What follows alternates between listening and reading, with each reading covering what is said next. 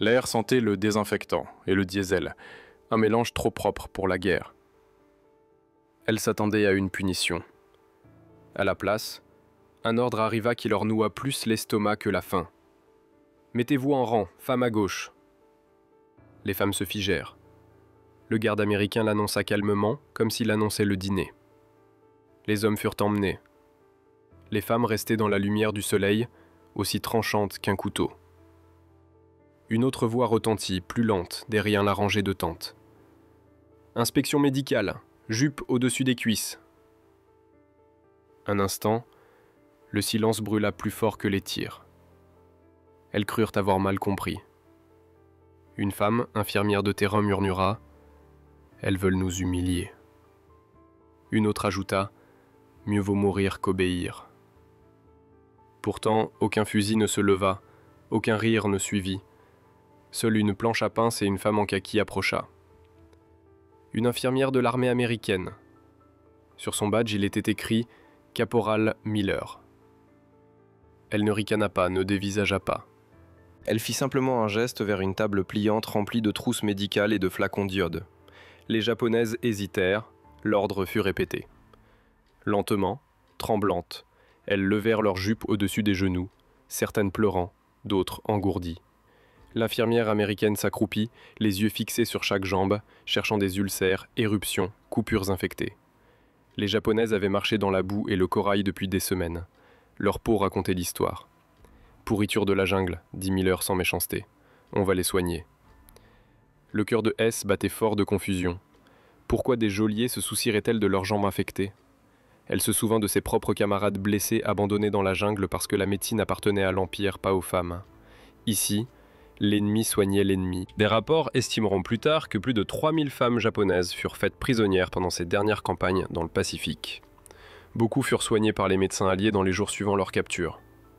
Ce n'était pas de la pitié qu'elles attendaient. C'était de l'humiliation. Mais ce qu'elles reçurent était bien plus étrange. De la compassion clinique. Quand Miller recula et dit « Groupe suivant », S baissa les yeux vers ses bottes, se demandant quel genre de guerre vous puniez avec de la gentillesse. Cette nuit-là, sous des toits goudronnés et des moustiquaires, des chuchotements se répandirent. Elles nous ont fait montrer nos cuisses, mais pas pour la honte. Demain, ils ont dit qu'il y aurait plus d'inspections. C'est alors que le vrai choc commença. Le matin tomba sur le camp comme une gifle. Lumière vive, humidité, mouches bourdonnantes. Les femmes de la veille étaient de nouveau alignées, jupes nouées juste au-dessus des cuisses. Ce qui hier paraissait humiliation ressemblait maintenant à un rituel. Le souffle de S était lent, son pouls fort dans ses oreilles. L'infirmière américaine, le caporal Miller, arriva avec 2 infirmiers et une traductrice ayant une planche à pince. Pas de cris, pas de sourire narquois, juste une efficacité tranquille. Pourtant, l'ordre restait froid. Avancez, montrez les jambes. Elles le firent. Quelque chose d'étrange se produisit. Les infirmiers n'étaient pas des soldats, mais des soignants. Ils appliquaient de la pommade, retiraient les bandages moisis, enroulaient une gaze avec des mains tremblantes de chaleur, pas de cruauté. La traductrice expliqua calmement en japonais « C'est pour contrôler les maladies tropicales, les infections fongiques. Vous devez signaler toutes les plaies. » Les rapports révéleront plus tard que le paludisme, la dengue et les champignons touchaient près de 70% des prisonniers dans les camps tropicaux. Non traités, cela se propageait vite jusqu'au sang. L'inspection n'était pas une punition, c'était du tri. Mais la honte ne disparut pas. Lever le tissu, exposer la peau devant les ennemis, aiguisa des années de discipline impériale. Au Japon, la modestie était une armure. Ici, en défaite, l'armure fondait. S jeta un coup d'œil autour d'elle. Un infirmier siffla doucement entre ses dents tout en bandant la cuisse d'une autre femme. Mais ce n'était pas un geste lubrique, simplement habituel. Miller croisa son regard, ses yeux se posèrent sur la plaie.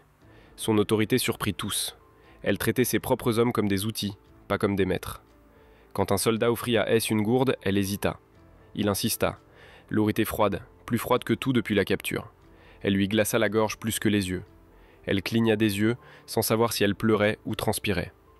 Il nous voyait comme des patientes, pas des ennemis. Une ancienne prisonnière écrivit plus tard dans son journal « Pour la première fois, un Américain m'a touché sans haine. » Après chaque inspection, les femmes étaient envoyées sous la tente de l'infirmerie.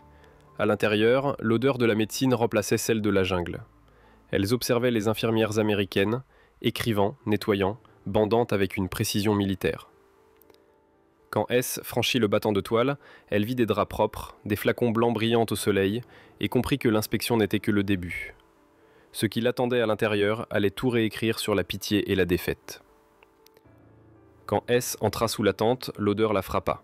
Alcool fort, savon, quelque chose d'irréellement propre. Des rangées de lits recouverts de draps blancs, d'une pureté impossible face à la boue de la jungle. Un instant, elle crut entrer dans un rêve ou un piège. Les mêmes Américains qui leur avaient fait lever la jupe leur tendaient à présent bandages et serviettes. Un ventilateur tournait, alimenté par un générateur. Le caporal Miller passait de lit en lit, enfilant ses gants, la voix vive mais pas dure. « Patiente suivante », disait-elle. La traductrice suivait, répétant chaque consigne. S observait un infirmier américain nettoyer la cuisse d'une femme avec de l'iode. Le liquide piquait, la femme tressaillit, l'infirmier murmura « Désolé ». Ce mot heurta plus que la douleur. Dans l'armée japonaise, les infirmiers ne s'excusaient jamais. Les blessures étaient honteuses, l'infection signifiait faiblesse. Ici, la faiblesse était traitée comme un fait, non une faute. S se souvint d'un hôpital de campagne, près de Rabaul. Pas d'anesthésie, pas de morphine, pas de pitié. Seulement des attelles de bambou et des prières à voix basse. Ici, même les prisonnières recevaient de l'antiseptique. Les Américains prenaient la température, géraient les stocks, notaient dermatite fongique ou ulcère tropical. Chaque patiente était inscrite, étiquetée, soignée. La précision paraissait militaire, mais aussi étrangement douce. Les statistiques confirmeront plus tard que la mortalité médicale dans les camps américains restait sous 1%, alors que dans les camps japonais, elle dépassait 25%. Les nombres révélaient les valeurs. Pour les Américains, garder les captifs en vie n'était pas de la pitié, c'était un devoir. S se laissa aller tandis que Miller appliquait une pommade sur son mollet. Elle voulait haïr cette femme, se rappeler que c'était l'ennemi. Mais le contact frais brûlait toute sa formation.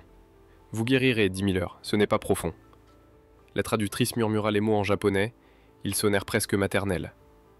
Cette nuit-là, sous la pluie qui martelait la tôle, S murmura à sa voisine de paillasse. « Ils nous ont sauvés, même alors que notre empire brûlait. » Dehors, l'orage passait sur le camp comme des tirs d'artillerie lointains. Le lendemain, les femmes se réveillèrent au parfum d'avoine et de café venant de la cantine.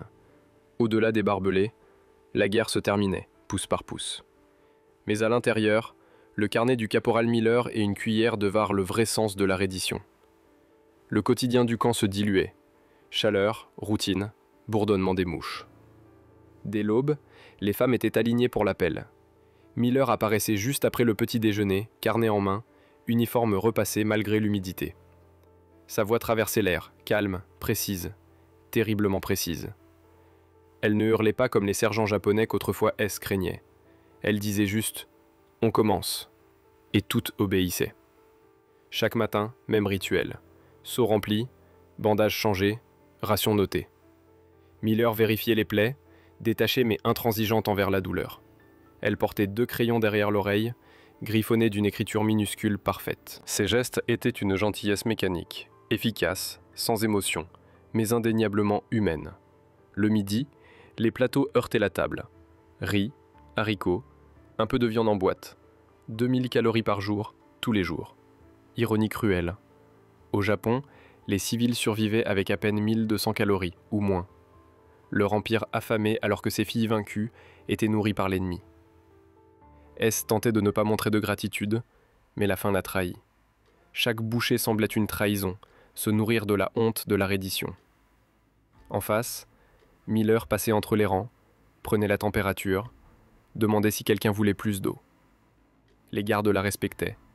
Même les soldats s'écartaient quand elle passait. Cette autorité tranquille troublait plus que toute arme. « Ils nous nourrissent mieux que nos soldats », souffla une femme. Personne ne répondit, mais le silence n'était pas de la contradiction. C'était la vérité. La nuit, Miller restait à l'infirmerie, rédigeant des rapports. S la voyait souvent à travers la moustiquaire, silhouette encadrée par une lanterne, vapeur s'élevant de sa tasse de café. Elle enlevait sa casquette, se frottait les yeux, s'adossait pour écouter le bourdonnement du générateur. Elle avait l'air fatiguée, presque fragile. S ne choisit jamais si elle était une machine ou une sainte. Mais un bruit la hanta, Le cliquetis métallique des couverts du mess. Ordinaire, presque domestique. Et pourtant chaque fois que les cuillères heurtaient les plateaux, cela résonnait comme un remords. Cette nuit-là, S ne dormit pas. Le rythme du métal sur le métal tournait en boucle dans son esprit, l'attirant vers quelque chose qu'elle ne comprenait pas, tapis dans les lettres qu'elle n'enverrait jamais. Le bruit des crayons grattants remplissait la baraque. Chaque prisonnière reçut une fine feuille de papier, ligne standard alliée, bleu pâle, tampon rouge, censuré. Les gardes expliquèrent via la traductrice. On pouvait écrire à la famille, mais chaque ligne serait contrôlée.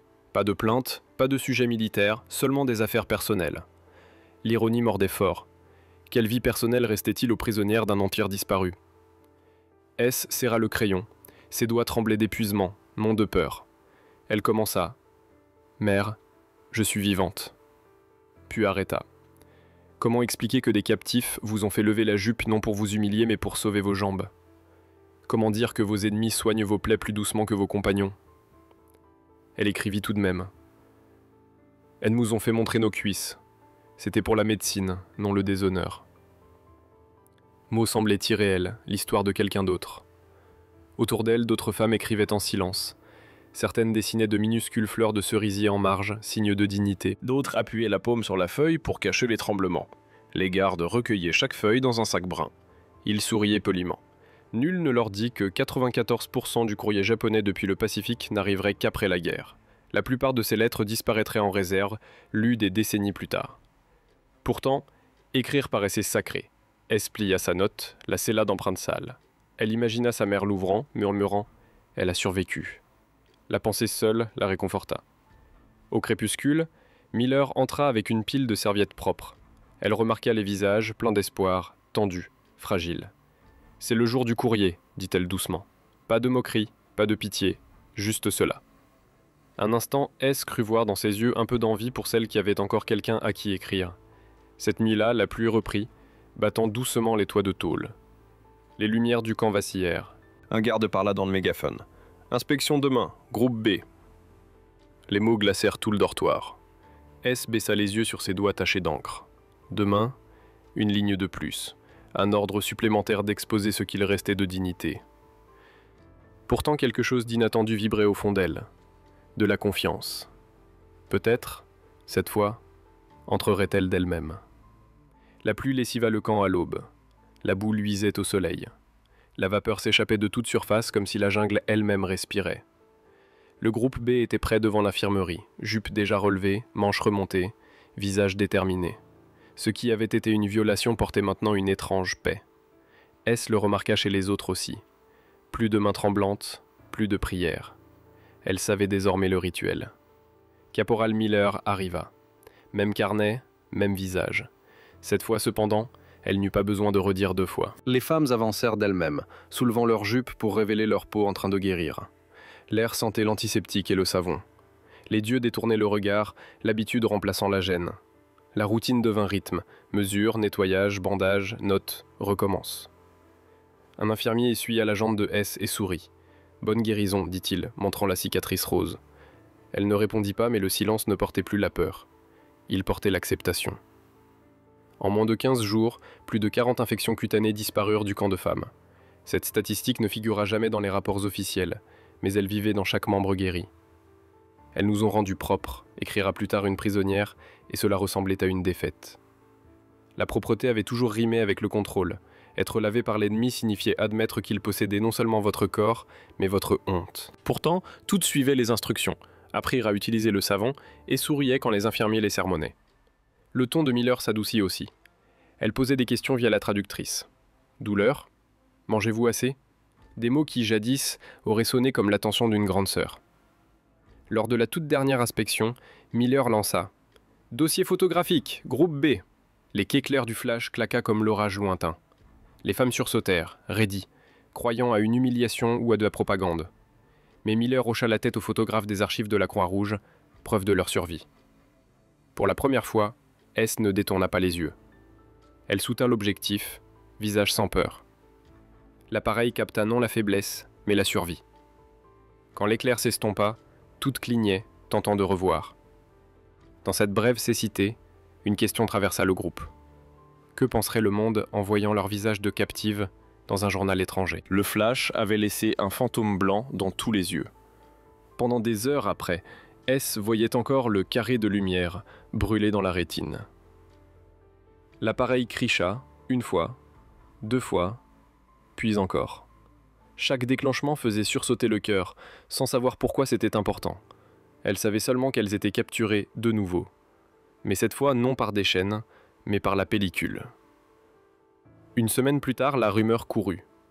La Croix-Rouge avait envoyé une note au camp.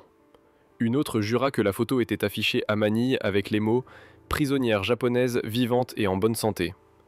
S n'y crut pas avant de voir la preuve. Miller en fixa elle-même une copie à la tente de l'infirmerie, floue et granuleuse, mais évidente. 30 visages, épuisés mais debout, pieds nus au soleil. « Nous étions des preuves », murmura S. Pas des fantômes. L'idée la frappa comme l'orage. Cette nuit-là, lorsque le générateur tomba en panne et que le camp s'enfonça dans l'obscurité, la photo brilla faiblement à la lumière de la lune, filtrant à travers la toile de la tente. Elle scintillait comme un portail, moitié espoir, moitié blessure. Bientôt, des rumeurs coururent dans les baraquements. « S'ils prennent nos photos, peut-être que nous rentrons chez nous. » La rumeur avait un goût dangereux mais doux. Sato resta éveillée, le flash résonnant encore derrière ses paupières.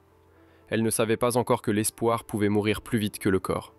Mais elle l'apprendrait, car la fin approchait, silencieuse et patiente, comme un vieil ennemi revenu pour le dernier round. La pluie s'arrêta, mais la faim commença. Les vivres, autrefois livrés chaque semaine, se firent rares. La cuisine du camp brûlait des caisses vides pour le feu, et l'odeur du bois mouillé se mêlait à la légère amertume du riz bouilli. Les femmes remarquèrent d'abord leur ration diminuer, passant de repas consistants à des bouillies aqueuses. La caporale Miller le remarqua aussi. Son propre plateau n'était pas plus garni. Vers la fin du mois d'août, la ration quotidienne du camp était passée d'1,25 livre de nourriture par personne à moins d'1 seule livre. Les chiffres n'étaient dans aucun rapport, mais les joues creuses disaient tout. Pourtant, les Américaines ne thésaurisaient pas. Lorsque les cuisiniers comprirent qu'ils n'avaient plus de haricots en conserve, ils partagèrent leurs propres boulettes de riz avec les prisonnières. Ce soir-là, Sato vit quelque chose qu'elle n'aurait jamais imaginé un mois plus tôt. Une sergente américaine et une infirmière japonaise assises côte à côte, mangeant dans la même marmite cabossée. Pas de discours, pas de traduction, seulement le bruit partagé des cuillères raclant le métal. « Nous mourrons de faim ensemble », dit doucement Miller. L'interprète ne prit pas la peine de traduire. C'était clair. Au Japon, la propagande avait peint les Américains comme des bêtes, dévoreuses de femmes et d'honneur. Mais ici, sous les faibles lampes d'un camp dans la jungle, l'ennemi mourait de faim avec elle, et cela brisa plus de murs que n'importe quelle pitié. Sato sentit son ventre se nouer après chaque repas, non de douleur, mais de culpabilité. Elle se souvenait des enfants à Tokyo fouillant pour trouver des racines, des soldats mourant sans riz, des familles brûlant leurs biens pour se réchauffer. Et pourtant elle était là, nourrie, soignée, vivante, tandis que l'Empire se décomposait. Une nuit, le générateur s'éteignit encore. Le camp devint silencieux, sauf pour le tonnerre lointain. Sato resta éveillée, écoutant battre son cœur, comptant chaque pulsation comme des grains rationnés. Dehors, Miller se disputait avec l'officier de ravitaillement, sa voix tendue et désespérée. « S'il n'en reste plus, nous manquerons ensemble !» Aucune livraison n'arriva. À la place, un grondement nouveau, bas, mécanique, s'approcha du ciel. Les gardes levèrent la tête, se protégeant les yeux. Des moteurs. Sato sortit en titubant, croyant à un bombardement, mais ce qui tomba du ciel ne fut pas du feu, c'était du papier. Des centaines de tracts flottaient comme de la neige au-dessus des fils de fer, couvrant la boue de blanc. Le ciel était blanc de papier. Les feuilles dérivaient lentement dans l'air humide, se collant à la terre et au visage. Sato en attrapa une avant qu'elle ne touche le sol. Les mots étaient imprimés en 2 langues, anglais et japonais, et ils lui firent plier les genoux. Le Japon se rend, la guerre est finie. Pendant un instant, personne ne respira. Puis quelqu'un éclata de rire, un son brisé qui se changea en sanglots.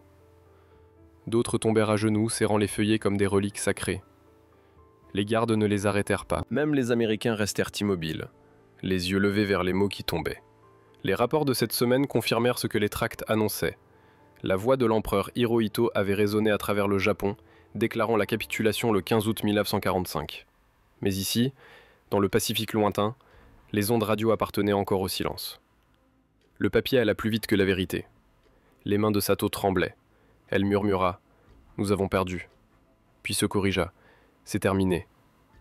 Autour d'elle, l'incrédulité se heurta au soulagement. Une femme commença à chanter doucement un air d'enfance, jusqu'à ce que sa voix se brise. Une autre répétait « Nous pouvons rentrer à la maison », comme si le dire pouvait le rendre réel.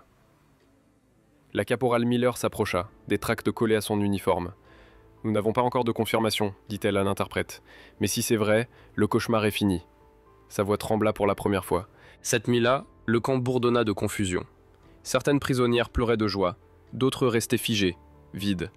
Sato resta éveillée, le tract plié sous son oreiller. Elle ne pouvait s'empêcher de le relire. À chaque fois, les mots semblaient moins être une victoire qu'une confession. Le lendemain matin, le grondement revint, cette fois celui des camions. La poussière monta quand les soldats déchargèrent des caisses. Des ordres furent criés et l'interprète annonça « Préparez-vous pour le transport ». Le camp, naguère une prison, devenait soudain provisoire, se dissolvant sous le poids de nouvelles instructions. Miller marcha entre les rangs, un registre à la main. « Nous vous envoyons à Manille, dit-elle. Le processus de rapatriement commence maintenant. » Sato sentit sa gorge se serrer. Elle regarda les mêmes tentes, les mêmes clôtures, et comprit qu'elles allaient lui manquer. La sécurité étrange trouvée dans les murs de l'ennemi. Les camions grondèrent avant l'aube. Les femmes montèrent dans les véhicules ouverts, leurs uniformes minces flottant dans le vent côtier. Un convoi de camions militaires s'élança sur la route de terre vers les docks de Manille, laissant derrière lui la jungle qui les avait enfermés. Sato s'assit au bord d'un banc de bois, agrippant la rambarde tandis que le paysage défilait. Champs brûlés, hangars détruits, village à moitié reconstruit sur des cendres. La route était bordée d'habitants. Ils ne criaient pas, ne maudissaient pas. Ils regardaient seulement. Certains agitaient de petits drapeaux, d'autres donnaient des fruits aux gardes. Sato ne savait dire si c'était le pardon ou l'épuisement. Au port, les navires attendaient dans la baie, lourds et cabossés, leurs ponts grouillant de grues. Des infirmières américaines parcouraient les rangs, vérifiant les noms sur les listes de rapatriement. La caporale Miller réapparut, les cheveux tirés, les yeux fatigués mais concentrés. Elle ne sourit pas, mais hocha la tête à chacune de ses anciennes patientes. Les archives officielles montrent que plus de 3000 prisonniers japonais, hommes et femmes, furent rapatriés par les routes philippines à la fin de l'année 1946. Pour beaucoup, le voyage dura des mois. Maladie, tempête et bureaucratie ralentirent la marée des âmes rentrantes. Mais ce matin-là, pour Sato et les autres, c'était comme sortir d'une photographie pour respirer à nouveau. Sur le quai, un médecin leur tendit des robes propres, en coton simple, non des uniformes. Changer de vêtements semblait plus étrange que la reddition. Sato baissa les yeux sur le tissu blanc et doux et pensa « Voilà ce que sent la liberté. Fragile, empruntée, provisoire. » La sirène du navire retentit, Miller se tint près de la passerelle. « Bon voyage, dit-elle. » L'interprète répéta, mais les femmes avaient compris. Sato leva la main en un petit salut, de soldat à soldat. Miller le lui rendit sans un mot. Quand le navire s'éloigna, le camp disparut dans une brume de toiles et de palmiers. La mer scintillait comme du verre brisé, infinie et étrangère. Le vent portait le sel et autre chose, un silence creux où régnaient autrefois les ordres. Sato se retourna une dernière fois. Sur la jetée, la silhouette kaki de Miller se fit plus petite jusqu'à devenir un point contre la lumière. Elle ne le savait pas encore, mais cette image vivrait en elle pour toujours. Des décennies plus tard, la guerre ne vivait plus que dans ses genoux. Sato, à présent aux cheveux gris, douce et lente, était assise près d'une fenêtre à Tokyo. Les cahiers de sa petite fille étaient étalés sur la table. La fillette écrivait un rapport sur la paix et le Japon d'après-guerre. Elle leva les yeux et demanda « Grand-mère, qu'est-ce que ça faisait d'être prisonnière ?» Sato sourit faiblement. La question n'était pas nouvelle, mais le monde qui la posait l'était toujours. Elle prit une enveloppe jaunie, le papier fin comme la peau d'un oignon. À l'intérieur, une photographie de 30 femmes debout, pieds nus dans la lumière. Leurs visages suspendus entre peur et défi. « Ils nous ont forcés à montrer nos jambes, dit-elle doucement. La fillette eut les yeux ronds. Cela devait être horrible. Ça l'était, répondit Sato. Mais pas comme tu crois. Elle lui parla des inspections, de l'infirmière nommée Miller, de l'odeur d'iode, du riz rationné, de comment ce qui avait commencé comme une humiliation devint une survie. Ce n'était pas de la bonté au début, dit-elle, c'était du protocole. Mais parfois, le protocole sauve plus que la médecine. La petite fille prit des notes, écoutant comme si le monde en dépendait. Sato poursuivit d'une voix basse, presque révérencieuse. Ils nous ont traités comme des êtres humains, alors que nous-mêmes ne le pensions plus. Silence collectidé au fil des décennies confirmèrent sa mémoire. Moins de 10% des témoignages féminins japonais faisaient état d'abus sous supervision alliée. La plupart parlaient de confusion, de discipline stricte et d'une miséricorde inattendue. Sato toucha la photo du bout du doigt tremblant. « Je détestais cette image autrefois, murmura-t-elle. Elle me rappelait la défaite. À présent, je la vois comme la preuve que nous avons survécu à pire que la mort. Notre propre haine. » La ville bourdonnait de circulation et de néons, un monde reconstruit sur les os de la reddition. La fillette regarda sa grand-mère et demanda « Est-ce que tu leur pardonnes ?» Sato sourit encore, un petit sourire fatigué. « Ils m'ont pas demandé pardon, dit-elle doucement. Ils nous ont donné quelque chose de plus difficile à porter. La miséricorde. » Elle replia la photographie avec soin et la remit dans son enveloppe. Le papier soupira doucement, comme une porte se refermant après 80 ans d'attente. Au bout du compte, elle ne se souvenait plus des clôtures du camp ni des fusils des soldats. Elle se souvenait de l'ordre étrange qui avait tout commencé, et de comment exposer leur peau, pour la première fois, avait révélé leur humanité partagée.